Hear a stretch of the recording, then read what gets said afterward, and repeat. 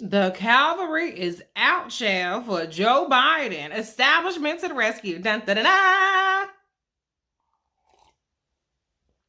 And that's not an endorsement.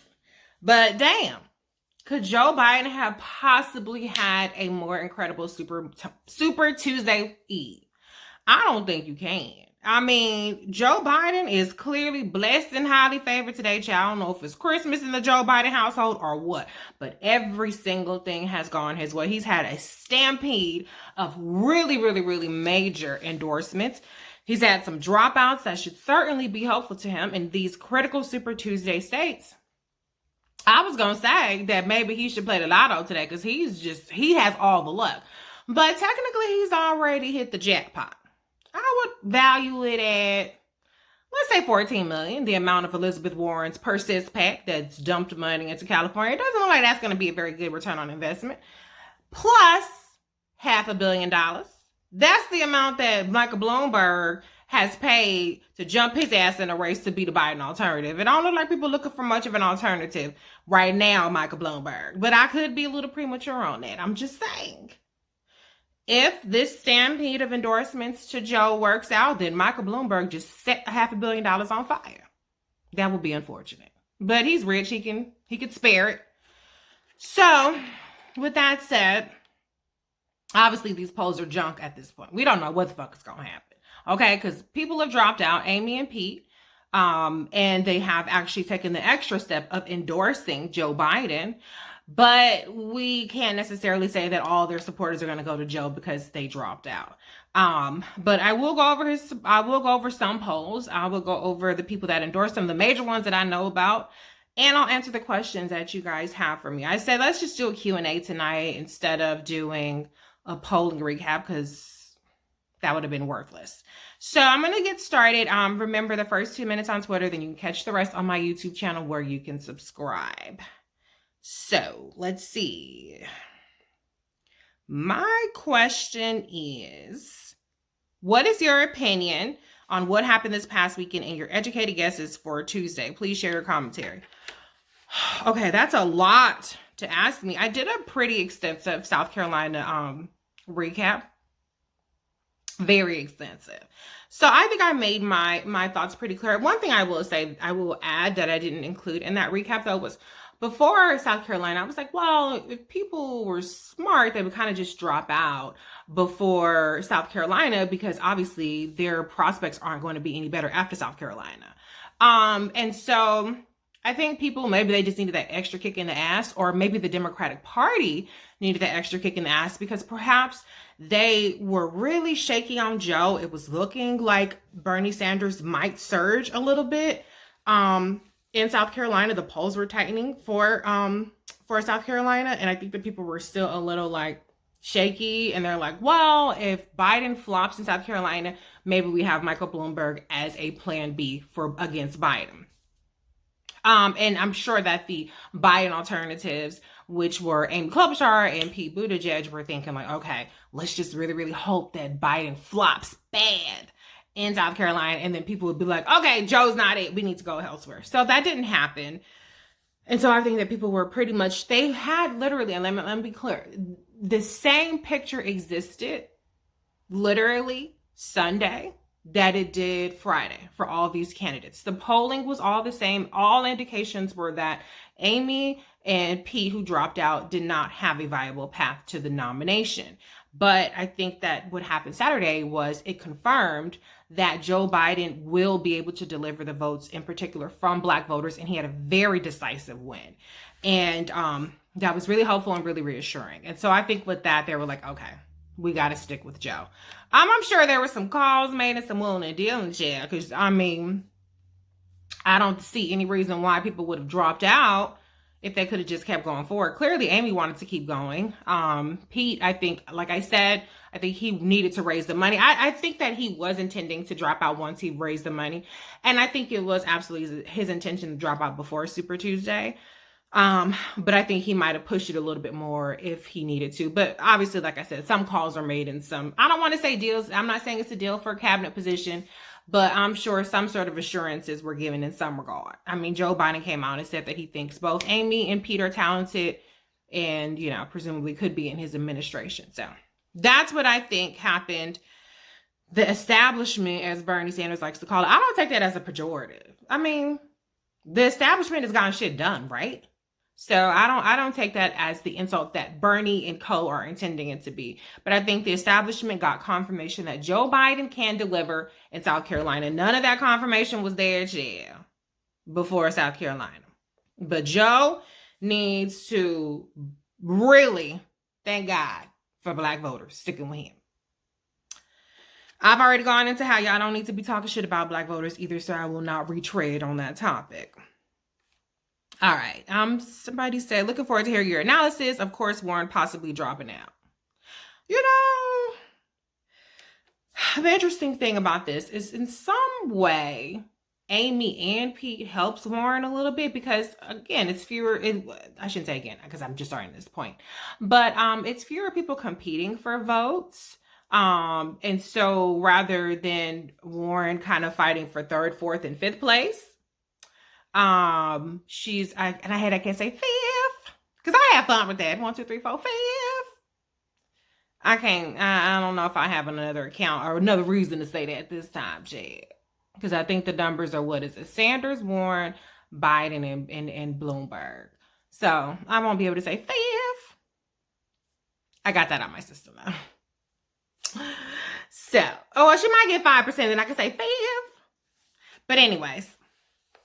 So it helps that there are only 4 people really competing for votes right now. There wasn't a whole lot of votes for Buttigieg and Klobuchar to give Warren in some places, but to be honest, she wasn't viable in several places according to the polls. Shan, don't shoot the messenger or do it, don't matter to me. So it might be just enough to get her from that 14%, which was not viable, over to 15, 16%, which gets her some delegates. So it does help Elizabeth Warren in that regard. She could play the woman card. I hate to say card because I just think that's just, but anyway, she can play the woman part. We need a woman president. All these old ass white men, even they're all septuagenarians though. Can you believe that shit? The top 4 or the 4 last 4 standing plus Tulsi Gabbard are white septuagenarians. And we had the most diverse field ever. But anyway, so she might pull that. Well, I'm a diverse candidate. I'm a woman candidate. We need to have a woman president. Sexism. That's why y'all not voting for me. We'll see if that works. But other than that, she's helped to the extent that she gets a point or two that she needs. But I would also wonder, if you're a Klobuchar supporter and you're a Buttigieg supporter, and you're like, well, Amy and Pete had more delegates than Elizabeth Warren. They, if I'm not mistaken, had more votes than Elizabeth Warren. So if you were a supporter of Amy, you were a supporter of Pete, and your candidate dropped out because they didn't see a path, would it make sense to go to a person that was 5th place? I don't think it does. But, people make their decision based on their decision. So she only needs a point or two just hang in there a little bit. It doesn't get her to the nomination though. So I still don't understand the point. Other than, again, trying to get some leverage. I know y'all think that's stupid. They're not going to put 2 white people on the ticket, blah, blah, blah. Okay, well, tell her that. Because I literally cannot think of any other reason why, other than to get leverage. I'm sure that somebody would offer her a cabinet position. So the only thing that makes sense to stick around for is to try to get leverage for VP. Not saying it will happen, but I'm just saying, why the fuck else would she be in the race? But anyway, she's also going scorched earth. So she's not going to be a very appealing VP person after she done trash the fuck out of everybody, child. So anyway, all right, I think I've said enough about Warren.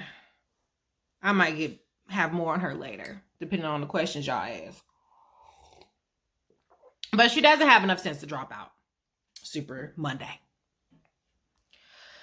Okay, let's see. I still want to hear about the polls because we could speculate where each of the dropouts go. And we can also speculate on VP picks for both Biden and Sanders. I do also want to hear how you view Bloomberg now that others are out. What do you think is the strategy? Okay, so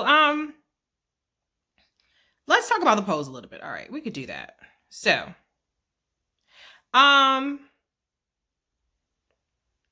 here's the problem with the polls, though. The polls have Amy and Pete in there. There's also been millions of people that have early voted. So there's some degree of momentum that's going to be stunted because these people got lots of votes, presumably, right, from their supporters.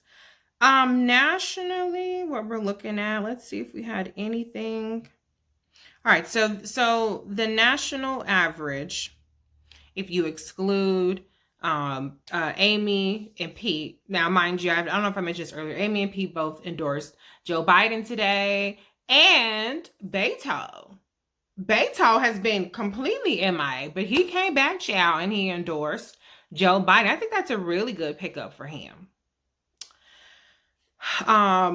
So these numbers do not include any kind of redistribution. They're just the polling averages.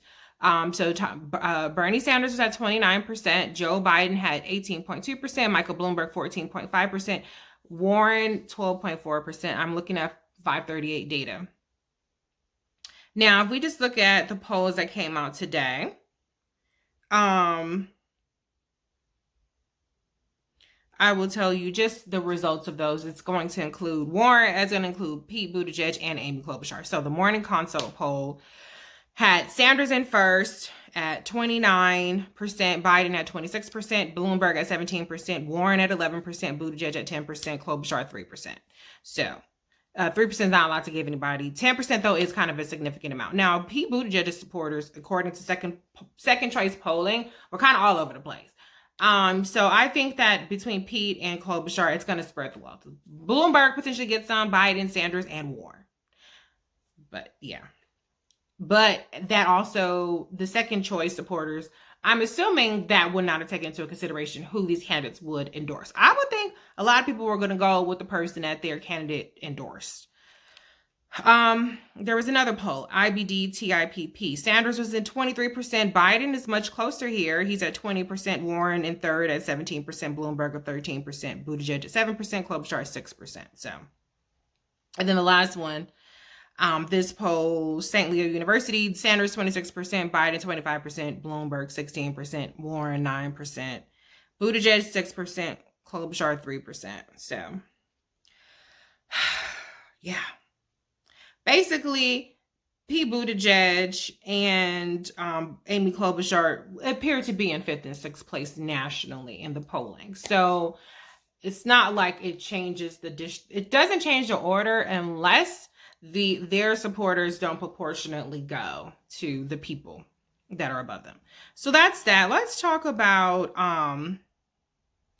what we had in the state polls. So I had kind of compiled this information earlier. Let's see if I could find it. I just got this new tablet, y'all. That's why I was kind of late on figuring out what the hell is going on. What was I trying to say? What in the hell is going on? So let's see if I can get I should have all these things. All right, whatever. Okay, is this it? All right, so Texas. I'm going to just go and tell you the polling averages.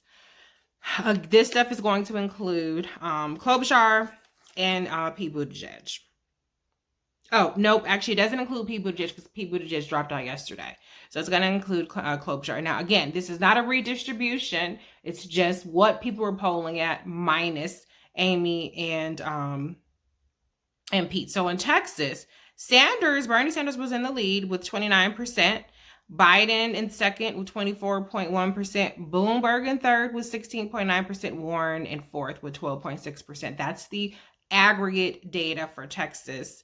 228 delegates on the line for that. California, 415 delegates. That's a huge, huge pot. Aggregate data. Sanders at 33.9%, Biden at 18.6%, Warren at 15.5%, Bloomberg at 12.8%. Now, there has been some polling out today that's been much more favorable to Joe Biden. He certainly seems like he's gaining in California. So that's really good news for Joe. Bloomberg's numbers have been kind of up and down, whether he's been above the threshold or not. Same with Warren. North Carolina has 110 delegates. Biden is in the lead here with the aggregate data, 23.8%. Sanders, 23.5%. Bloomberg, 16.7%. Warren at 10.6%. So here's another one where maybe Warren gets above, 15%. But at this point, she's not polling at 15%. Same thing with Michael Bloomberg in California. I mean, if let's just assume that these polling aggregates are accurate. So Biden, let's go back to Texas. Warren would need 2.4% points from Buttigieg and Amy in order to be viable. In California, Bloomberg would need 2.2 points from those folks. And in North Carolina, Elizabeth Warren would need 4.4. That's a lot, because even Amy Klobuchar was only polling at 4.7. I don't know what Buttigieg was polling. I don't have that data right here. Virginia, 99 delegates. Sanders is in first at 25.2%. Biden is in second, 20.6%. Bloomberg, 17.3%. Warren, 9.5%. So she had a ways to go to get up to 50 to be viable. So if we're rewinding, if the state of the race was what it was before Amy and Pete dropped out, this is now 3 states where Elizabeth Warren's polling averages are not viable. Now, I don't see any reason why she shouldn't be able to become viable with the dropouts that we have. But that's what the state said, okay? Texas, 228, locked out. North Carolina, 110, locked out. Virginia, 99, locked out. So if she gets any delegates from these states, she certainly has Amy Klobuchar and Pete Buttigieg to thank. Right now, the only one in the polling aggregate that Bloomberg is locked out, I shouldn't say the only one, but so far that I've talked about, is California. Massachusetts, this is Elizabeth Warren's home state. Bernie Sanders is polling at 25.9% here. Warren, 20.9%. So she's 5 points behind Bernie Sanders. Bloomberg, 11.9%, and Joe Biden at 11.4%. Here's an area where Joe Biden will probably benefit quite a bit with the establishment support that he's getting. I can't see a reason why he couldn't get viable in Massachusetts now with the dropouts that we've seen. Michael Bloomberg, probably not. Probably not. Minnesota. This is Amy's home thing. So everybody was saying, oh, Amy's going to stick in to block Bernie Sanders. I never thought that made a lot of sense because, her votes would go somewhere. So it's not about a win. And according to the aggregate polling data, he was going to win Minnesota anyway. He was at 25.6% to Amy's 25.2%. So it wasn't guaranteed she'd even win her home state. But she would have gotten delegates. Here, again, Warren not viable, but she's not viable by just a small amount, 14.3%. And Joe Biden was not viable in Minnesota either. I would have to imagine that changes quite a bit now. 19.6%, 9.6% for him. Michael Bloomberg also not viable, 5.7%. Colorado, 67 delegates. Sanders in first, 31.3%. Warren in second, 16.4%. Bloomberg, 12.2, Biden 11.9. So this is another area where perhaps Biden gets viable where he wasn't viable again. So now you see, I've said in Colorado, Minnesota, and Massachusetts, Joe Biden was potentially not viable. According to the polling aggregates, he's not viable yet. So these endorsements, if he gets viable, you will definitely be able to place a lot of credit for these endorsements to getting him over that 15% hump. Okay, Oklahoma does not have a polling aggregate, but they do have a poll that came out on the 24th. Biden was in first there. Bloomberg, second, 20%. Biden was at 21. Sanders was 13%. Buttigieg, 10. Warren, 9. Klobuchar, 7. So you'd have to imagine that with Buttigieg and Klobuchar dropping out, they had 17 points between them. I would think that Warren should be able to get the 6 points she needs to be viable from that. And again, this was quite a bit a while ago, so maybe she's made up some ground there. That has 37 delegates. Utah, 29 delegates. Oh, but before Amy and Pete dropped out, Warren was in 5th in Oklahoma. So she was placed in 4th chair. No more 5th. Utah, she was in 4th, but she was viable already. But Joe Biden was not viable. Joe Biden was down in 5th place with only 6%. Buttigieg had 18%. So you would have to think that Joe Biden is going to benefit quite a bit in Utah. So if Biden is viable in Utah, you could thank Pete Buttigieg for dropping out. Maine has 24 delegates. Sanders 27%, Warren 15%, Bloomberg 14.5%, Biden 13.1%. Again, Joe Biden is here 1.9% aggregate below being viable.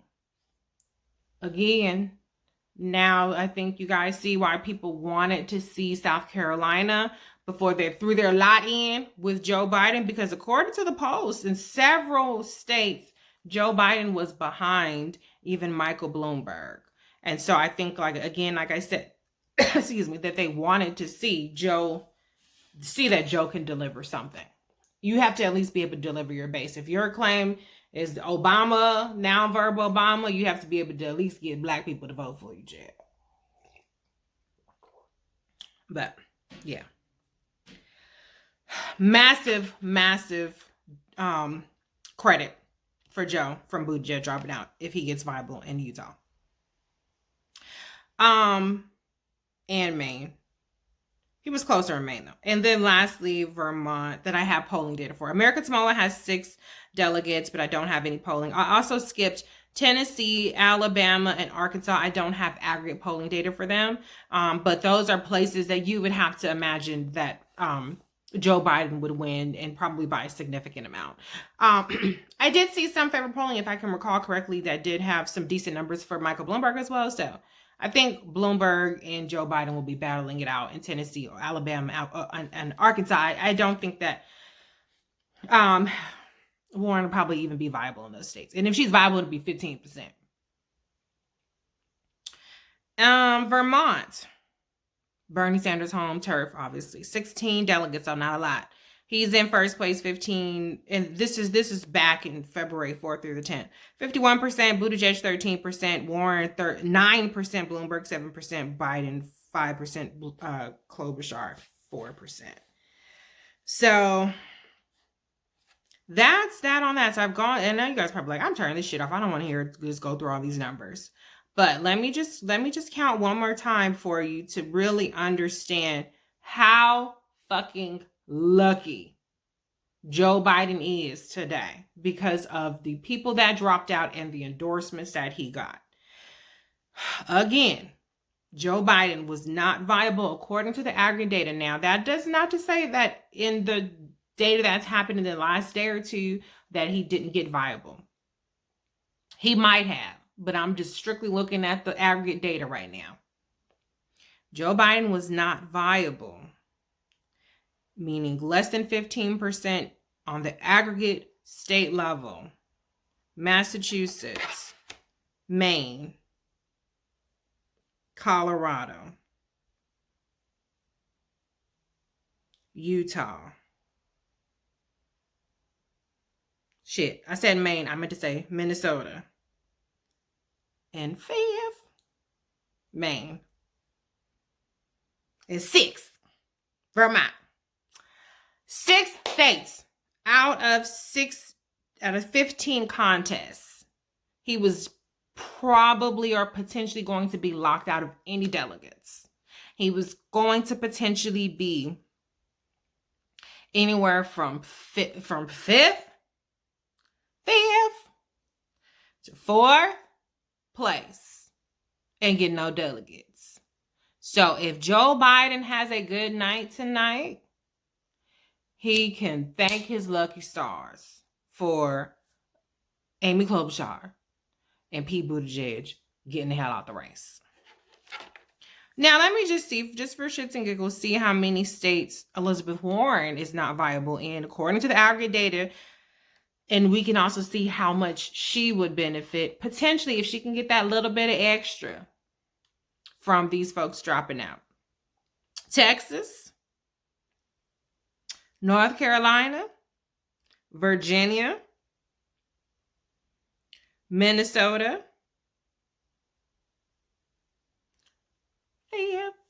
Oklahoma, probably not. If I had to go back, I don't have a polling data. Probably not Tennessee. So that's 5th. Tennessee, Alabama, Arkansas. I'm just going to throw that out there. She probably wouldn't have been viable there either. So now we're up to 8. From 5th to 8.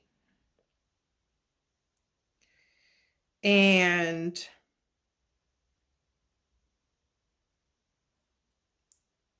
I'm going to say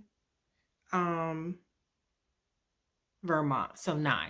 9 out of 16 states. So Joe Biden was potentially not going to be viable in 6, I said. 6 out of the 15. Elizabeth Warren was potentially not going to be viable in 9 out of the 15. So that is why things did not look good for Liz. But if she's viable, but she only just gets to 15%, then what good does that do? But the massive bailout that Joe Biden got is definitely reason why there were probably some deals made. Yeah. And I don't blame anybody for making deals. You got to will and deal. So let me just go to one more piece of data. I've been following you guys along with me, these 538 primary forecast. The odds of any candidate winning a majority of the pledged delegates, 1,991 is the magic number, is now, nobody getting that number, is now 2 and 3, 66%. That means a brokered convention. Now, here's the thing. With Joe Biden, with Amy Klobuchar and Pete Buttigieg bowing out, they don't have a whole lot of delegates to give. But the good thing is they're not going to take percentage and votes without being viable and getting delegates, which then gives, like, let's say Bernie Sanders proportionally more delegates. So now Joe Biden has to pull this weight. But he is now tied, thanks to these folks dropping out in the forecast, with Bernie Sanders. They both have a 1 in 6 chance, 17% chance of getting a majority of the pledged delegates. Bloomberg has less than 1 in 100, 0.1%. And Elizabeth Warren has less than 1 in 100, 0% chance of getting a majority of pledged delegates.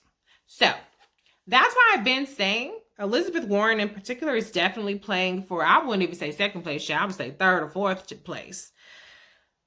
I read an article today in the New York Times, and it talked about how she's into the convention and she thinks it's going to be a broker convention and this, that, and the other. I think it's a little strange because, I mean, it seems to me, like I said, she's performed pretty poorly in the contest to date. And it doesn't seem like she's going to get some surge. Certainly the candidates that dropped out are more in Joe Biden's lane. So what is her pitch going to be? The centrist voters rejected me. The progressive voters rejected me. I'm in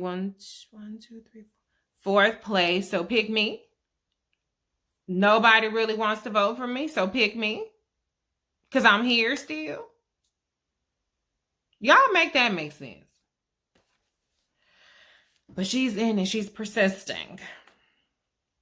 Michael Bloomberg. I don't know what Michael Bloomberg gonna do, child. I guess he is really hoping that 6 out of 15 holds and that 9 out of 15 holds. That 6 out of 15 for Joe Biden and that 9 out of 15 for Elizabeth Warren holds. being not viable, and that he can get over the hump. Because if I'm not mistaken, let me go back to my little spreadsheet that I had. Michael Bloomberg was not viable in California, according, just like I said, just the aggregate data, not the individual polls. California, Massachusetts, Minnesota, Colorado, Maine, and Vermont. So he wasn't viable in 6 places as well. Him and Biden were not viable in 6 places. Now, him and Biden were not viable in the same places, though, it looks like. So then he would just have needed to be above Biden. So in the places where he was viable, okay, so the places where he was viable but above Joe Biden, well, they were both not viable. Massachusetts, both Bloomberg and Biden were not viable, but Bloomberg was ahead of Joe Biden. Colorado, Bloomberg and Biden were both not viable. Bloomberg was ahead there. Utah, Bloomberg is viable. Joe Biden wasn't viable. Maine, Bloomberg was viable. I mean, Bloomberg and Biden were not viable. Bloomberg was ahead of Joe Biden. So, same thing with Vermont. Bloomberg and Biden both not viable. Bloomberg is ahead. So you understand why, for Bloomberg, it doesn't really make a lot of sense for him to have dropped out when he has this polling data that suggests that he is mostly viable. He would have been viable 9 out of 15. And in 6 of the 15, or how many? 5, I think I just said 5.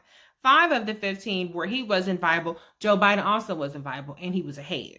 Now, there's one area where Joe Biden would have been viable and Bloomberg not, which is California, which is a huge, huge pot. So that is a big wrinkle in it for him. And then Biden, of course, is ahead of Bloomberg in several places. So if Bloomberg hadn't flopped, crashed and burned in that debate, number 1, and if he had done significantly better in debate number 2, we might be looking at a different race here. But I think that him not being able to deliver definitely kind of, I wouldn't say made people write him out, but it doesn't keep people really in your grip, because they're like, well, he didn't really deliver. So that's that on that. One more thing I will say about the forecast. The range of forecasted delegates has now Sanders and Biden have pulled closer to each other. 1,553 delegates for Sanders on average forecasted. Joe Biden, 1,536. Bloomberg has now dropped down even more to 587. Elizabeth Warren, 263 delegates.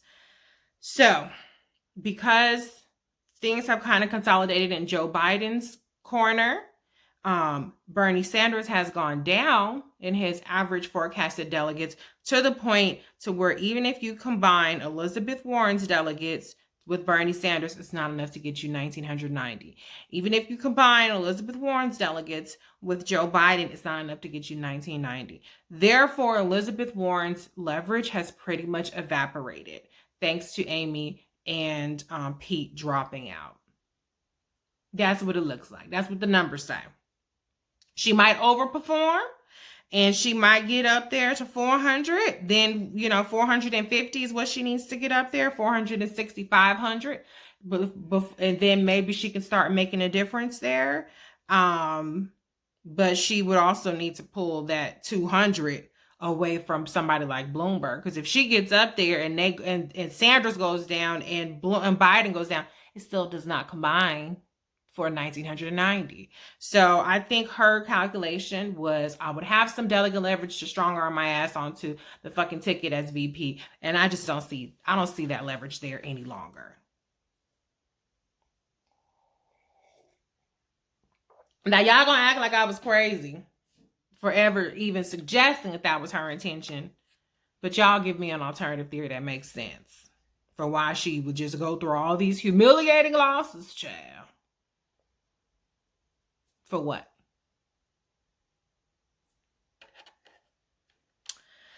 Okay.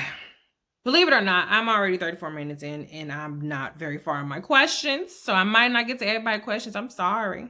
But I hope that you guys get a good idea of what is happening. May have been too much information, so I'm sorry. Bloomberg. Okay, what is the strategy? So Bloomberg, I think I talked about Bloomberg.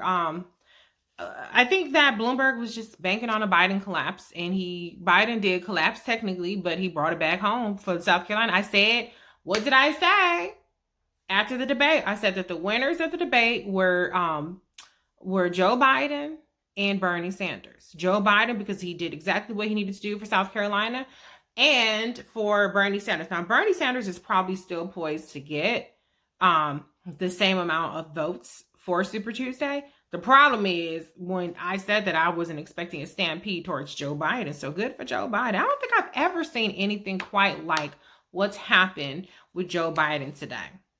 It seems to me like it's quite unprecedented, at least in the 20 years that I've been closely following elections. Somebody asked, but for Bloomberg, he might as well get some votes, just at least for his own ego's sake. And then if he gets a couple hundred delegates, he could, choose a nominee potentially, which would obviously not be Bernie Sanders. So that could be, something that's really good for him. He would be in a position because, again, let's go back to what I said. 1990 is the magic number. If he gets 587 delegates and Joe Biden gets 1,536 delegates, plus the delegates that, Amy and Pete have, not a lot, but enough, that puts them, guess what? A majority of the pledged delegates. Now, the wrinkle does come in with, now does Bernie Sanders have different energy? Because he was for the pledged delegates. He was for plurality. That's who he thinks should be the nominee, because he thinks he's going to get the plurality. And what he does not want to see is a situation where Bloomberg says, here, Biden, you can have my delegates. Because then that would take Biden, who's potentially in second place, and put him above, which would give him the pledged delegates. He does not. That's not what Bernie Sanders wants, unless he doesn't have the plurality and he can make a deal. Yeah, so I'm sure the story is going to change, but what would happen is Bernie Sanders would pitch a fucking fit if Biden and Bloomberg combined their delegates to make Joe Biden the nominee. That's first ballot. Ain't no super delegates. That's just straight off the rip. If these forecasts hold. So that's an interesting thing. Certainly an incentive.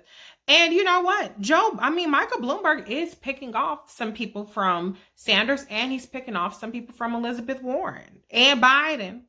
But he's definitely, he's doing a little bit of damage to each person. So his presence, if he does get the delegates, would be helpful to Joe Biden. Somebody says, do you think a national primary day would ever happen in the future? Prevents all groupthink I'm seeing. I don't think it would happen, but I love the idea. I really love the idea because these primary seasons are too fucking long. They're too expensive. I think it's bullshit how people spend all this time in Iowa, then they move on to New Hampshire, then they move on. It's just stupid. Like, everybody fucking vote on the same day and call it a day. If Warren stays in the race until the convention but doesn't have a majority of delegates, what happens to her delegates? Can she pledge them to another candidate? What about the delegates of those who dropped out? Okay, so what happens is once you drop out, your delegates are totally uncommitted. They are not obligated to vote for any specific candidate. Now, what typically happens is the delegates of a person who drops out, they follow the wishes of the person who dropped out. So, for instance, Pete Buttigieg has endorsed Joe Biden. Usually, Pete Buttigieg's delegates would then, at the convention, support Joe Biden. They're not obligated to do that, though, but that's what normally happens. I wouldn't expect that you would see this massive amount of, a revolt against who the person, against, let's say, okay, Pete endorsed Joe. You're not going to see this revolt of half of these people are going to go to fucking Bernie Sanders instead of Joe. I don't see that happening. So that's what happens. That's what would happen. if Elizabeth Warren went to the convention, if she doesn't have a majority of the delegates, then that means she's going to have to try to find a way. Her forecast again was she was going to get on average 263 votes share. Let me do the calculation. So 1991 minus 263. She would have to try to find a way, child, to get 1,728 delegates.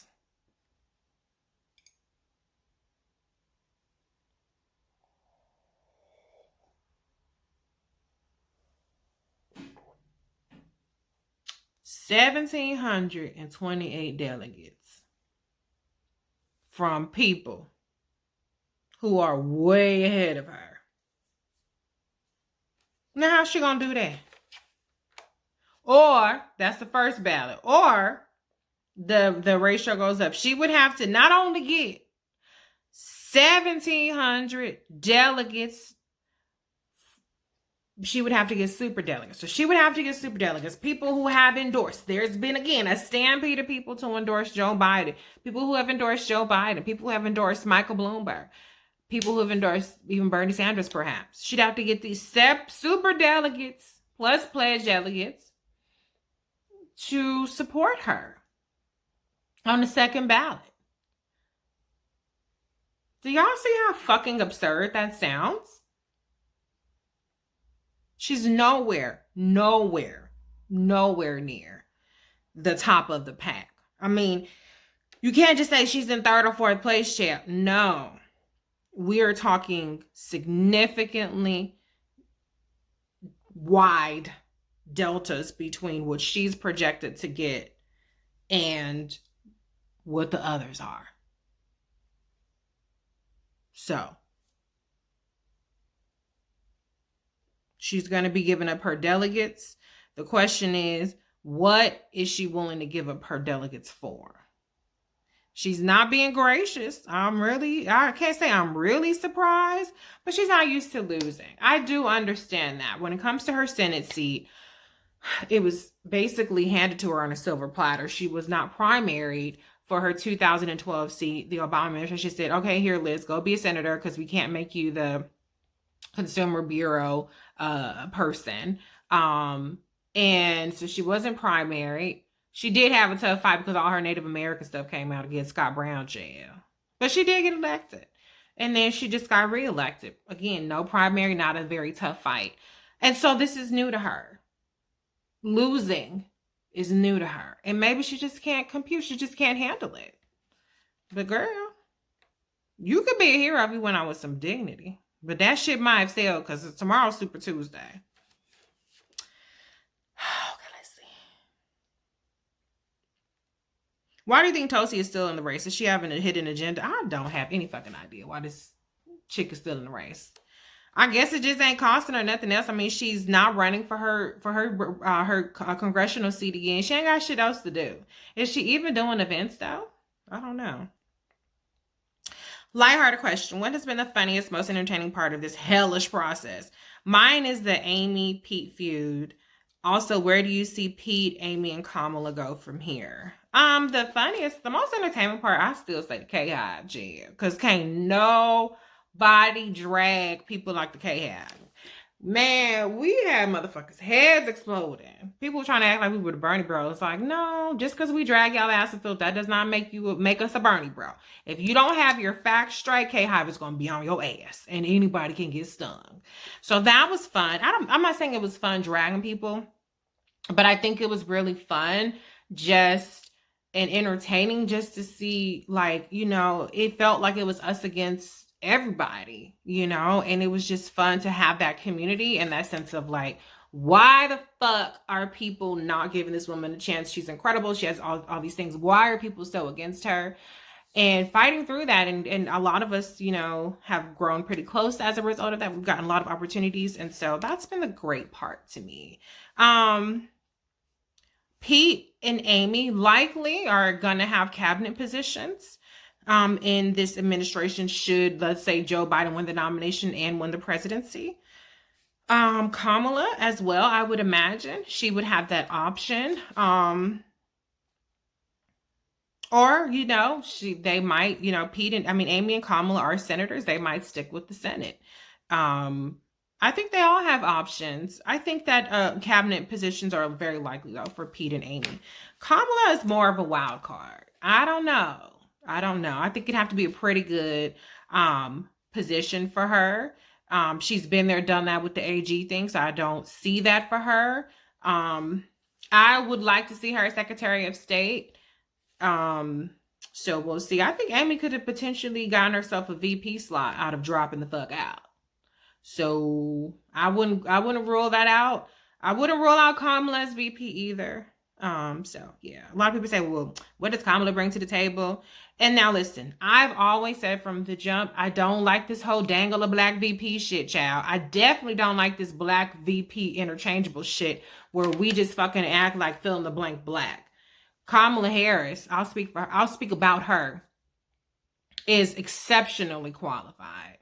Don't just put Kamala in the sentence with some of these other people, and there's no shade on them, but Kamala is only the second black woman to be elected to the U.S. Senate. She's the only black woman that's a sitting U.S. senator. She's the first black person and black woman from California to be elected to the Senate.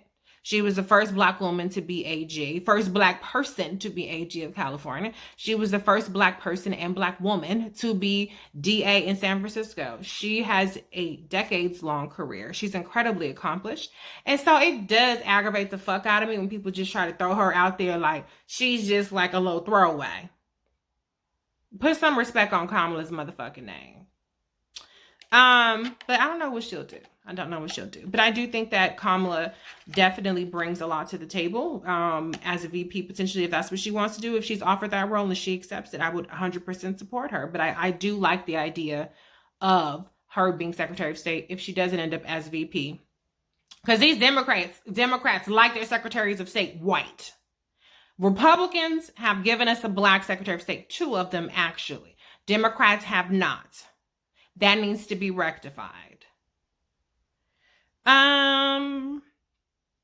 Does Liz endorse Bernie? His supporters have been horrid to her. I hope she blows them off.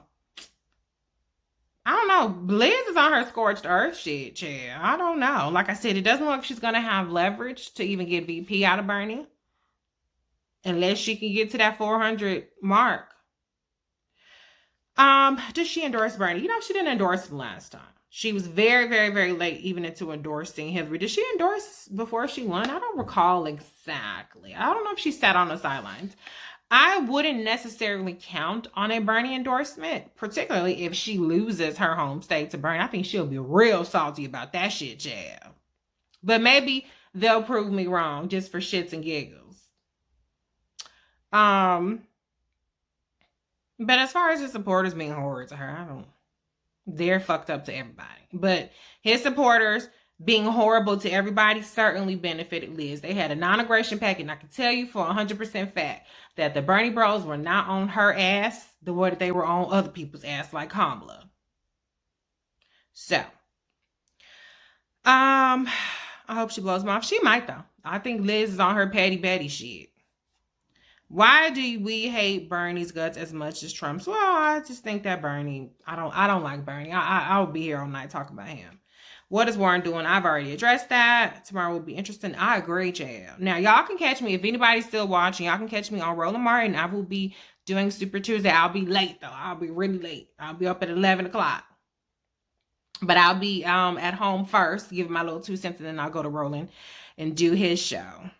Super Tuesday, 11 o'clock Eastern will be, I think the polls close in California at 8 o'clock. I know it's way too soon, but what do you think a showdown between Alexandria Cortez and Pete Buttigieg would look like in 2024? Also, it feels like there's a real split between us and the Latin community with Biden and Bernie. I can't speak on the Latin community. I don't know why Bernie appeals so much. He doesn't have the receipts, if you ask me. So I don't really get it. I've never seen that he's taken a big interest in issues that pertain to the Latino community. But I don't know. I don't judge people. Then, like, if you go with that person, that's fine. As far as AOC and Pete Buttigieg in 2024, there's going to be a lot of people running in 2024 potentially. It's going to be a shit show. But I don't think it's, I wouldn't be too concerned about AOC, to be honest with you. Weren't the polls always useless? No, they actually weren't.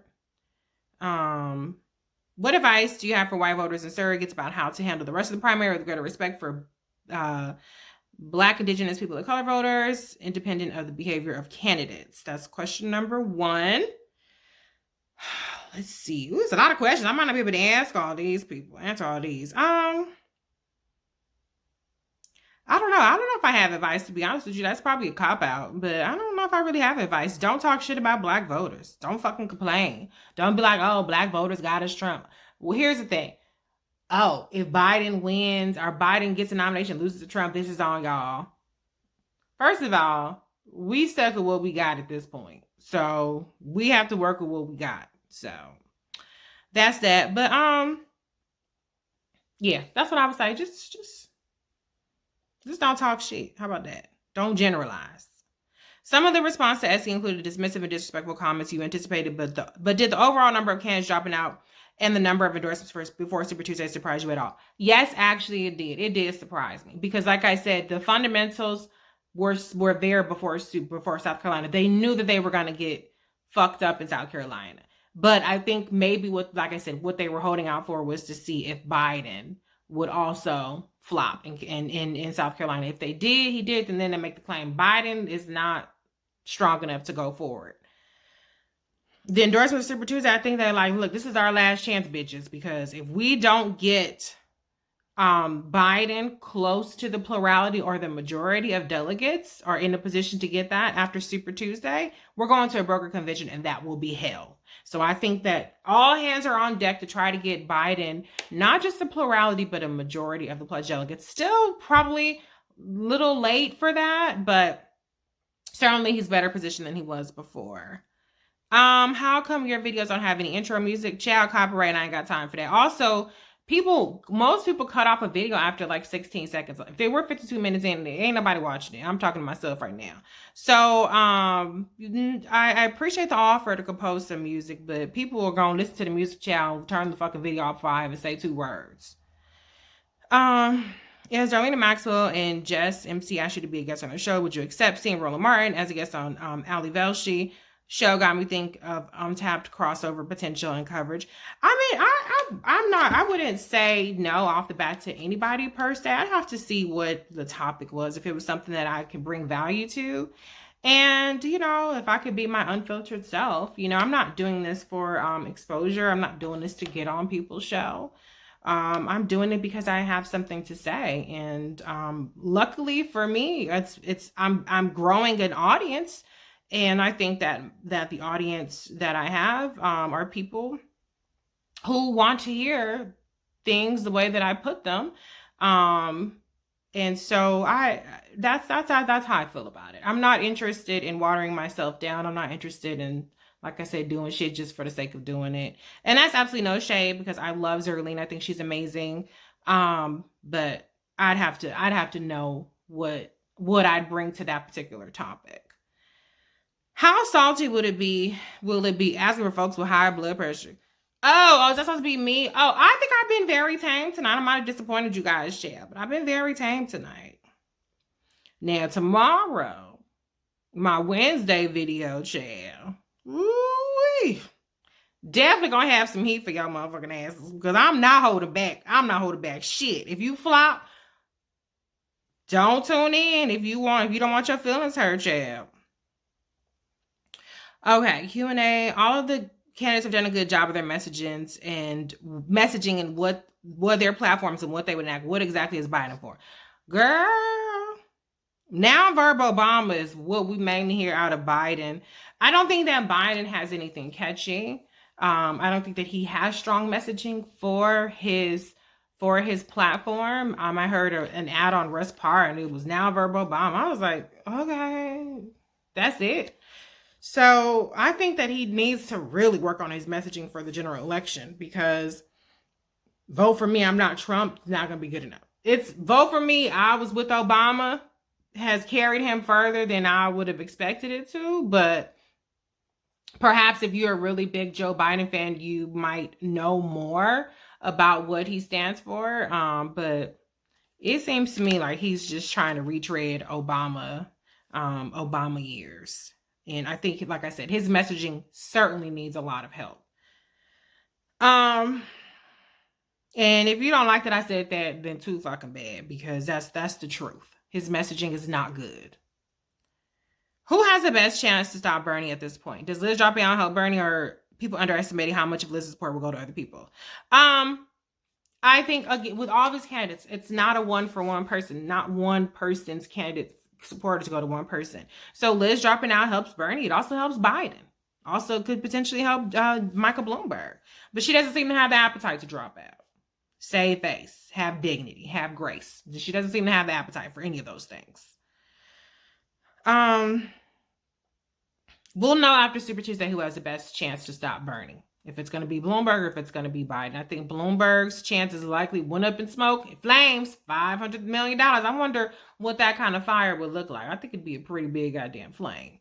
But his support might be, more strong than people realized. He has, again, not an endorsement, you little whiny bitches. Every time I say something about Bloomberg, you pay the money. He has very good ads. The problem is his in-person shit ain't hitting on nothing. So, let's see. I might not get to all this because it's too many questions. I'm so sorry, y'all. And I talked way too long. Y'all probably really not watching at this point. Okay, I'll just answer this one and then I'll scan through the rest. Black women views Black voters are trending heavily towards Biden. What do Black voters like about Tom Steyer? And why do I still hear Black voters saying they'll vote for Biden, but they have concerns about him in the general election? Well, Tom Steyer heavily courted Black voters. He put in the work. He had ads. He had events. He had surrogates. But he was much more involved. He didn't just outsource his campaign to surrogates like some other people did. And he came with specifics. Now, a lot of his agenda was borrowed from Kamala Harris, but I don't know why it sounds better when it's coming from a white candidate sometimes. But he did have some specifics, and I think that was appealing to people.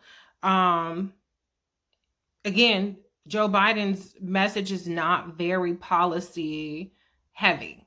So I think Tom Steyer had some decent ideas. And I think people have concerns for Biden. Don't make me drag Joe Biden ass. Yeah, I don't want to rain on his parade. So, but I think that Joe Biden has not been the strongest front runner. He hasn't been the strongest candidate. But today is his lucky motherfucking day. Praise him. If you Joe. Already answered about the delegates dropping out.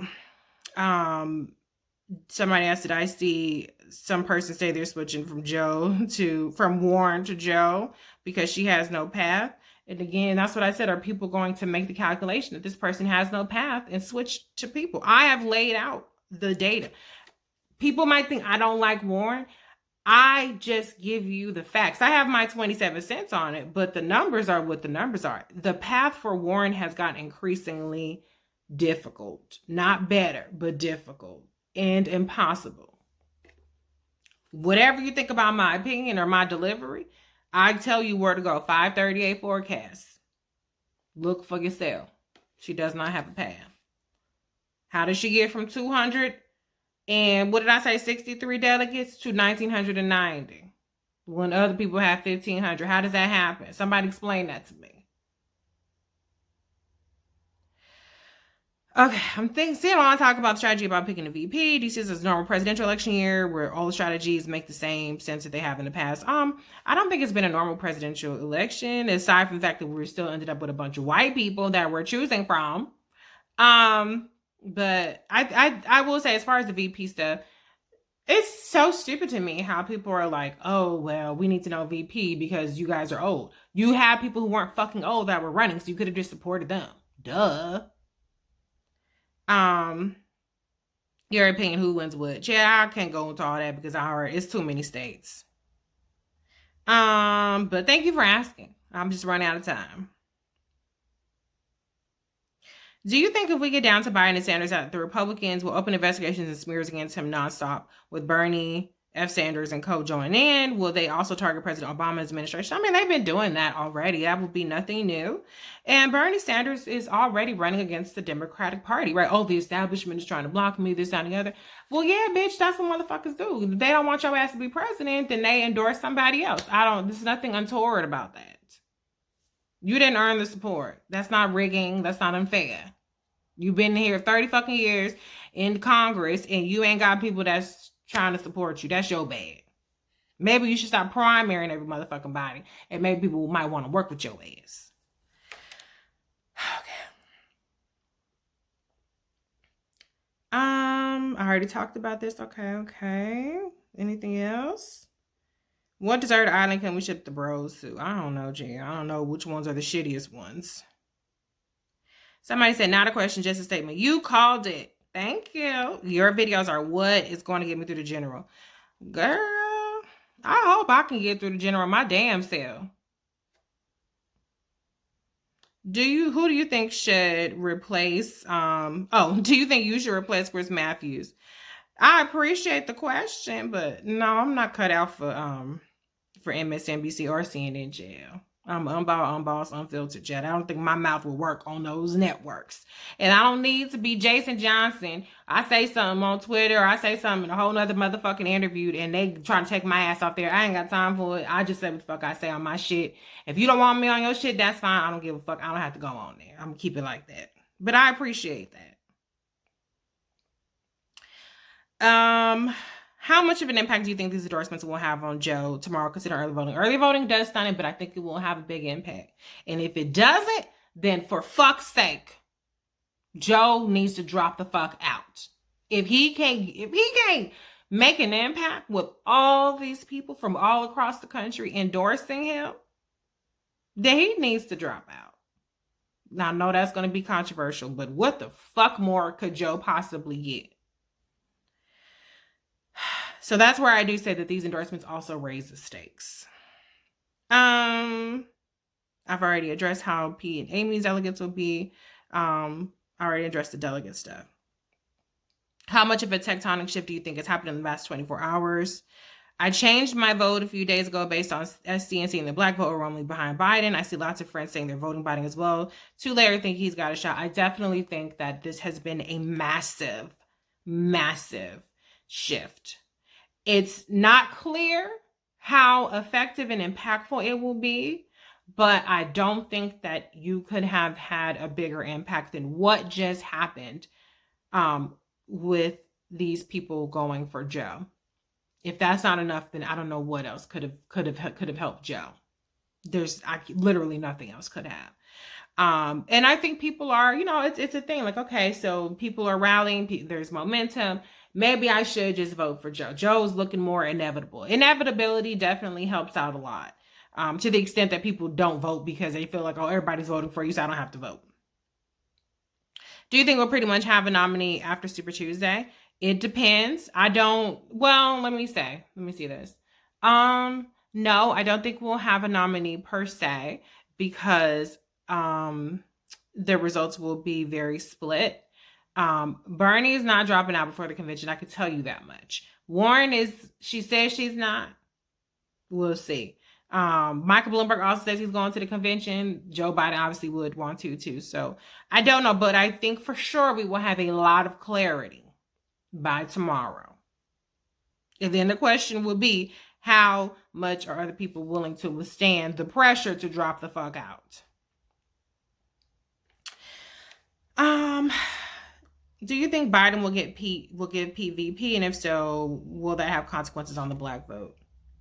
To a certain degree, I think that an all-white ticket will have consequences to the black vote, regardless of who the VP is, simply because they've dangled and dangled and dangled a black VP this entire time. So it's going to be hard for people to not have some resentment there. But I'm not saying that people will stay home. I don't know. I think it's a little bit of a gamble. They should have I really wish that they would have just not done that.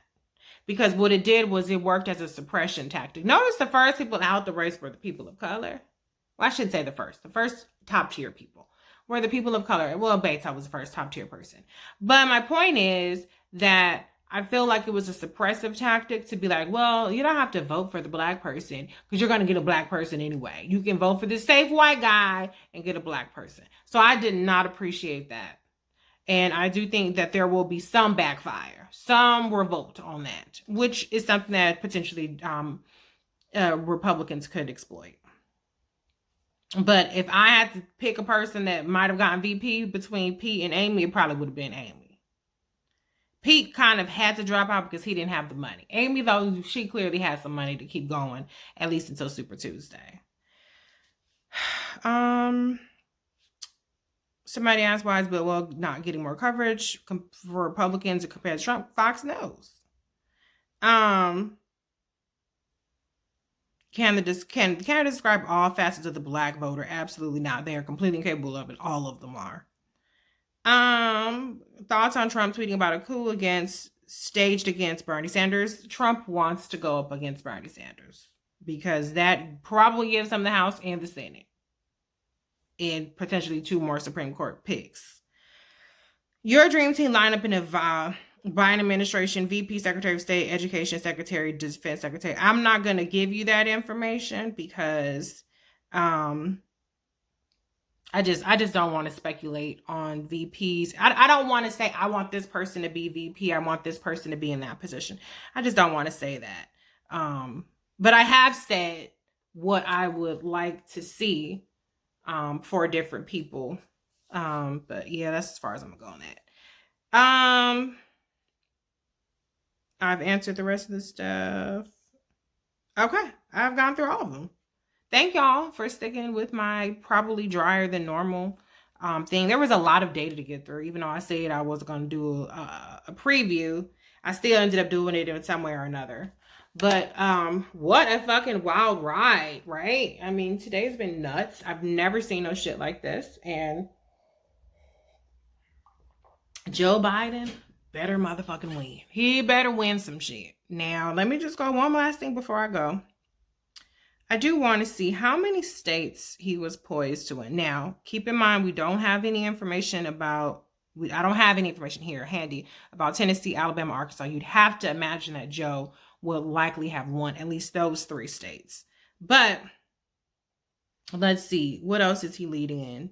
So let's check out the stuff we don't have any polling for. North Carolina, he's leading in the aggregate.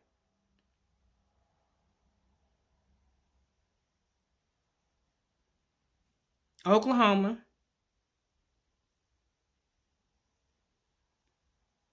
Okay, did I miss something? Because that's only 2. North Carolina.